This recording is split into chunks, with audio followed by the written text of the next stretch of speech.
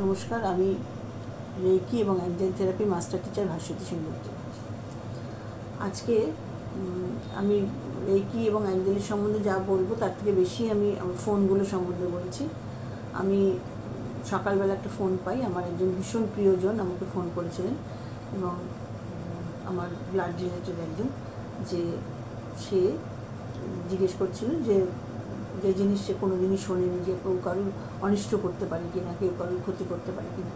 তা সে জানে যে রেকি কোনো দিন কারোর নেগেটিভ কাজ করা যায় না, সেই জন্য সে আমাকে জিজ্ঞেস করেছিল যে কিছু হয় কি না। কেননা তার কিছু মানুষ আছেন, যার পরিচিত বান্ধবী বা যাই হোক, তারা তাকে জিজ্ঞেস করেছিল যে সে কেমন আছে, কুশল বিনিময়ের সময় জিজ্ঞেস করেছিল কেমন আছো তুমি। তা ও বলেছিল আমি ভালো আছি। তখন বলেছি, তারা খুব অবাক হয়ে জিজ্ঞেস করেছে তুমি ভালো আছো কী করে, এরকম একটা অ্যাজ ইফ কী করে ভালো আছো এরকম।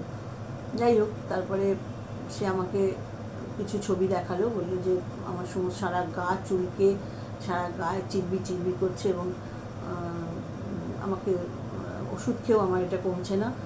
এবং আমি তখন বললাম যে এগুলো হয়, প্রথম থেকেই ভাবতে হবে না যে কেউ কিছু করেছে, এগুলো হয়, কিন্তু এর মানুষের খারাপ করলে তার খারাপ হোক এটা আমরা যেন না চাই, সে যেন শুধরে যায়, আমরা যেন তাকে ক্ষমা করে দিই, সেও যেন আমাদের কোনো দোষ ত্রুটি থাকলে ক্ষমা করে দেয়, কিন্তু কখনো কাউকে রিভেঞ্জ নেওয়ার চেষ্টা করতে হয় না। এবং ও সেটা মেনেও নিল, এবং ও আমার অনেক ছোট, ও সেটা মানলো এবং অদ্ভুত, মানে ওকে আমি অ্যাঞ্জেল পাঠিয়ে ওকে ও নিজেও শান্ত হলো এবং ও বুঝতে পারলো যে জিনিসটা ওর কমে যাবে।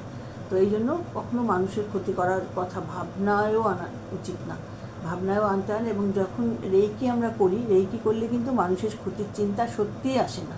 নিজের চিন্তা নিয়ে নিজে এত ব্যস্ত থাকি, আমরা কী করে নিজেকে পাওয়ারফুল করব, কখনো অন্য চিন্তা আসে না।